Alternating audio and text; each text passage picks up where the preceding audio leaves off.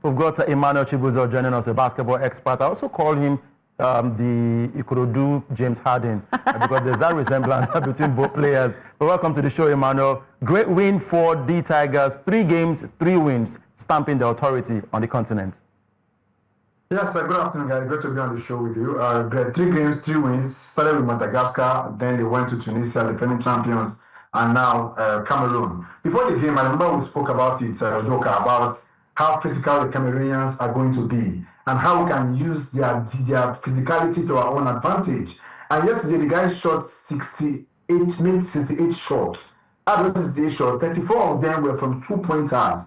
And we made 23 of those shots that we attempted. And for the 3-point line, we attempted 34 3-point shots yesterday, while we made 15 of those. 15 of those are about 68% from the 3-point line, and we also made about 57% of those from the 2-point line. Now, another problem was the free throws they were having. They had 15 free throws yesterday, and they converted 8 of those.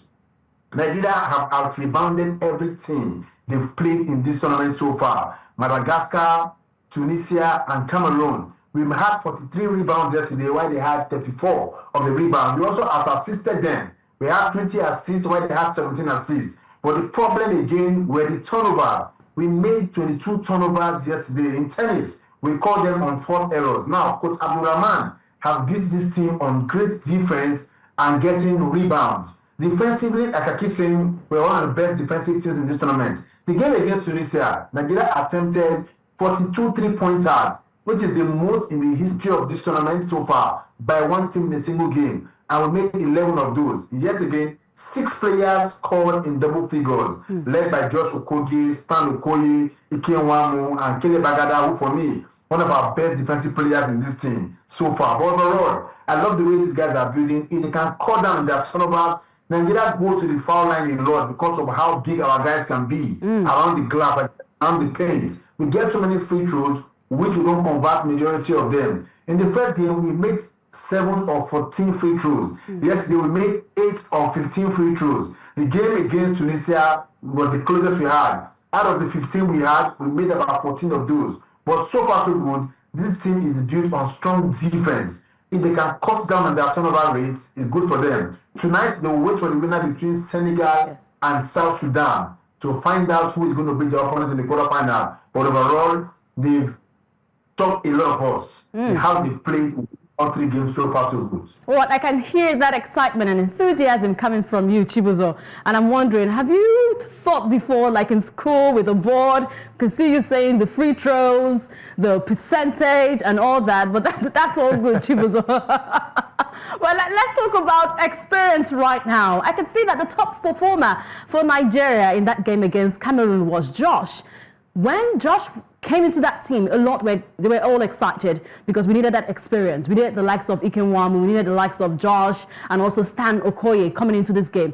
How significant, how important will experience be for us going into the quarterfinal? Because we get to face the winner between Senegal, South Sudan. South Sudan is not a small side. So how important will the experience of these players be for us?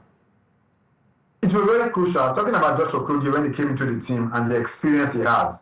Now, there are so many question marks. Agada made the mention of the fact that we don't have bigs. We lack size in the team, which is very true.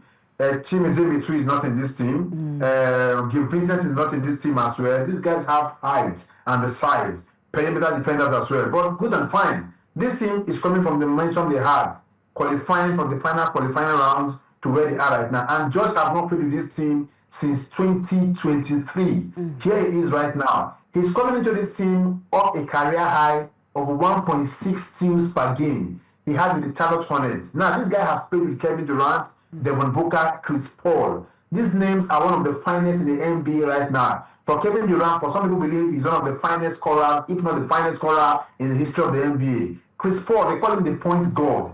He can create something out of nothing. Josh Okogie himself is a guard. He's a point guard. He would have learned 1 or 2 things. He's not the kind of player Chris Paul is. Okay. But playing with this kind, he can be a spot-up shooter. The game against Tunisia, he attempted 7 3-pointers and he made 3 of those. So experience counts. No little wonder Emmanuel Chibuzor has gotten him into the Houston Rockets team. Anyone who knows Emmanuel Chibuzor, he has built his team around good defense.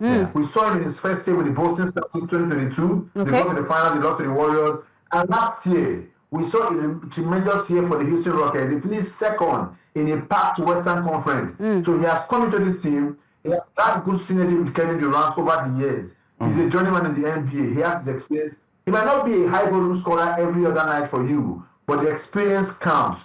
And Caleb Agada was the all-round defensive team just a few months ago here. Okay, Chibuzor. And what's his name? The guy is also a good defensive player. So experience counts. He has learned some things. He's going to bring it to bear when push comes to shove. All right. All right, so thank you very much, Emmanuel Chibuzor, for sharing that. And talking about Udoka, it's not my Udoka we're talking about here. We're talking about the Udoka siblings, Ime Udoka and Mfon Udoka. Nobody was talking about Udoka here. I play basketball, no, so nobody was. allow me brag. Allow me brag. But thank you very much, Emmanuel Chibuzor, for joining the show today. Yes. Just before I go, South Sudan have lost 2 of the games in the group stages against Guinea. They lost and against Angola. We should also have that in mind. While Senegal also lost to Egypt 91-77. So we can build on their flaws and capitalize on it. So the South Sudan team, they are not invisible as well. Okay. Right, so thank you very much, Emmanuel Chibuzor. Looking forward to more updates and analysis from you in the world of basketball. Thank you for joining.